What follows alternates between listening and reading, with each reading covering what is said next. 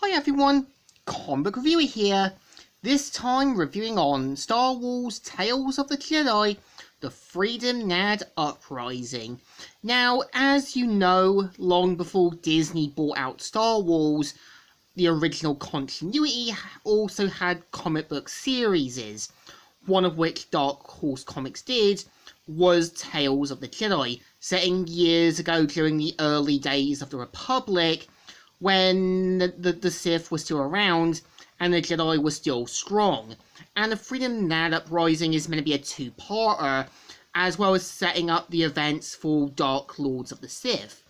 And the cover has a unknown warrior holding his lightsaber, and it starts off how during the Freedon Nadd Uprising on Alderaan there is disturbance and all that.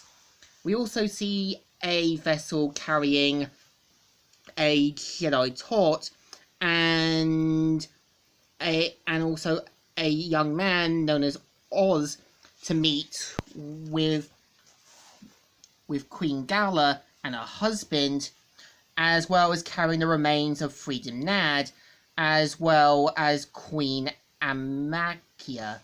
And we see how Oz ends up meeting Master Arca, who says, "The dark side of the Force, the city, it's still tampered with it. It's affecting all of us." And they know that they have to kind of bring the remains out from the planet and somewhere secure where no one can find it. And we also see as well the ground breaking up, and Freedon Nadd's followers try to break through, one of which a dark armored wielding warrior saying, "Take the queen, I'll deal with the intruders." And we see how Yurik and Clayonat try to kind of keep their master safe, and we see how the Jedi try to take down the Freedon Nadd followers, and we see how Queen Arca's men try to keep everyone safe, including the Beast Riders. And we see how Freedon Nadd's followers take his remains as well as the Queen's away and try to make a break for it.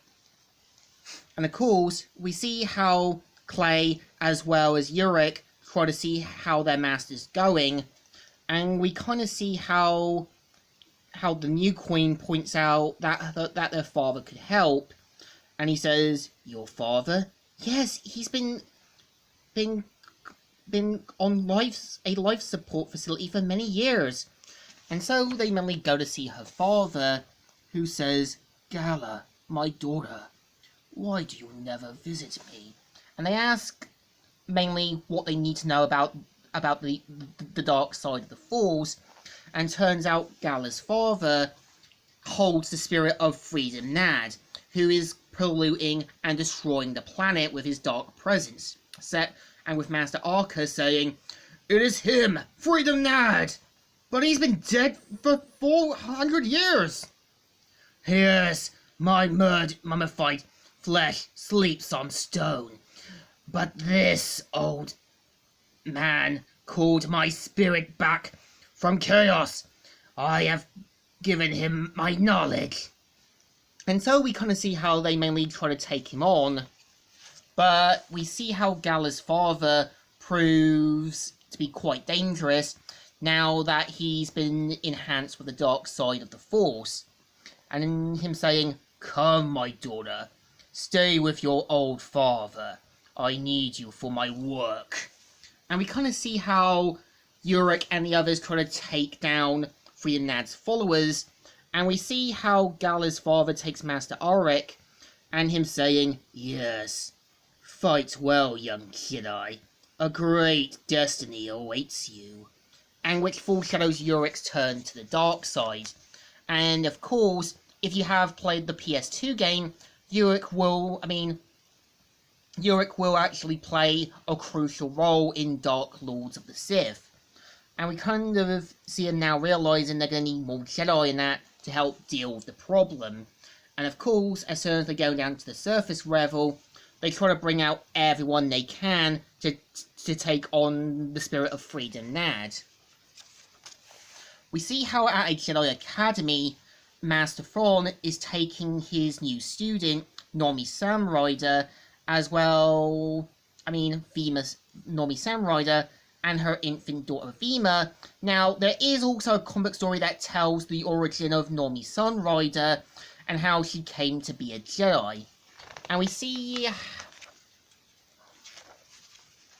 how she's met with one of the Jedi who is an expert in making the lightsabers, known as Master Voodoo, who says, "Oh, hello, Fawn. Have you bought my new student?" And of course, we kind of see how both Normie and Vima will play a crucial role in helping the Jedi. And we kind of see how Normie meets one of her new comrades, and together they kind of help create the lightsabers, and with Vima creating her new lightsaber, which is a sort of green like crystal one. And we see how later on other Jedi are called to help deal with the Freedon Nadd Uprising, and we see how before the whole Republic had fully joined, there were only a few selection, with people trying to call on to the civil disputes.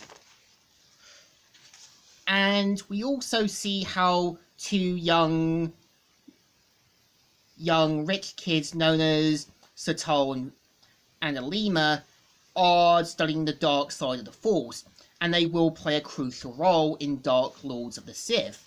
And of course, they kind of get influenced by the whole dark side stuff, and both their friends and that have kind of created their own sort of Sith cult, and they can sense the dark side of the Force from them, with them saying, "There's power in these things, Satal. Yes, I wonder if anyone but us can feel it." So of course, they end up stealing one of the sort of Sith relics, and at their sort of lodgings, they see news of the Freedon Nadd Uprising, with Satal saying, "That's it, Alima. We'll go to Alderaan. That's where we'll unlock the secrets of this book." And we see how the Freedon Nadd Uprising is happening, and Satal and Alima try to get in quickly without anyone knowing. And yeah, this is the story. I think, in my opinion, Dark Horse actually knows when to do a good story, and I could see Tales of the Jedi being adapted as a new Disney Plus series, as I think there's a lot of things that have been put back out of the rug after the whole Disney Star Wars merger, and some things have escaped the sort of Legends continuity. And I think the story could work if given to the right people. So I think this one definitely deserves a thumbs up. Still good, and still alright. So, Comic Reviewer here, signing out.